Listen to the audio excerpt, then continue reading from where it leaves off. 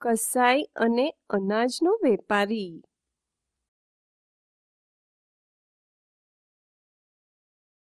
બાદશાહ અકબરના રાજ્યમાં એક દિવસ એક અનાજનો વેપારી અને એક કસાઈ બંને કસાઈના દુકાનની બહાર ઝઘડો કરી રહ્યા હતા. શું થયું એ જાણવા લોકો આજુબાજુ ભેગા થઈ ગયા. કસાઈ ગુસ્સાથી બૂમો પાડી જોરથી કહી રહ્યો હતો, આ માણસે મારી પૈસાની થેલી ચોરી છે. ના, આ તો મારી થેલી છે, જે કસાઈ ચોરવાની કોશિશ કરી રહ્યો હતો. એ ચોર છે અને ઠગ પણ છે. એ વેપારીએ પણ એટલા જ ગુસ્સાથી બૂમો પાડી કહ્યું.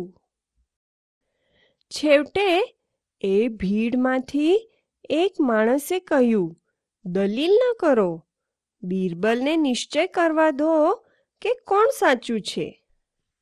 એટલે એ બંને ચતુર બિરબલને મળવા બાદશાહ અકબરના દરબારમાં ગયા.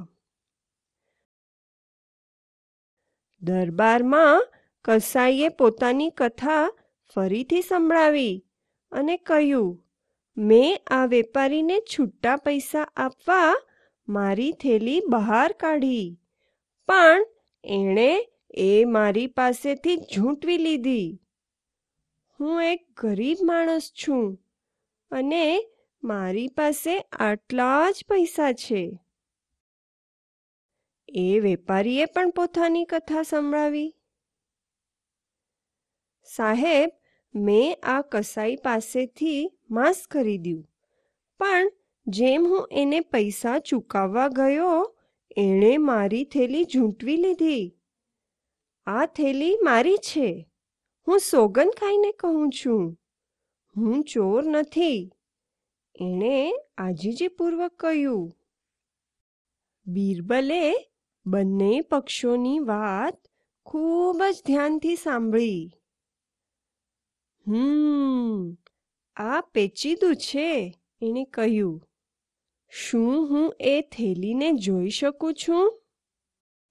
દરબારીઓની જિજ્ઞાસાભરી આંખો સામે બિરબલે એ થેલીનું નિરીક્ષણ કર્યું.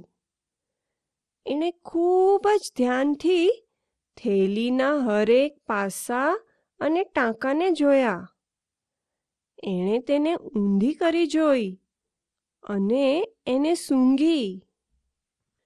એણે થેલીમાંથી બધા જ પૈસા અને સિક્કા બહાર કાઢ્યા અને એકે એક સિક્કાનું નિરીક્ષણ કર્યું. બધા જ આતુરતાથી એના નિર્ણયની રાહ જોવા લાગ્યા. છેવટે બિરબલે કસાઈના હાથમાં થેલી આપતા કહ્યું, આ લે તારી પૈસાની થેલી અને એને સુરક્ષિત જગ્યાએ રાખી દે. એણે દરબારને સમજાવતા કહ્યું, મને ખબર પડી ગઈ હતી કે થેલી કસાઈની હતી, કારણ કે એમાંથી કાચા માંસની વાસ આવી રહી હતી. થેલી તથા સિક્કા ઉપર લોહીના ડાઘ હતા. એણે આગળ કહ્યું, હું ખાતરીથી કહી શકું છું કે થેલીમાં હાથ નાખતા પહેલા કસાઈ પોતાના હાથ ધોતો નથી. એણે વેપારી તરફ ઈશારો કરી કહ્યું, આ માણસ ચોર છે અને ખોટો છે. એની ધરપકડ થવી જ જોઈએ. વેપારીએ ક્ષમા યાચના કરી, પણ કાંઈ વળ્યું નહીં. કૃતજ્ઞ કસાઈએ બિરબલનો આભાર માન્યો. ફરી એકવાર બધા બિરબલની ચતુરાઈથી ચકિત થઈ ગયા.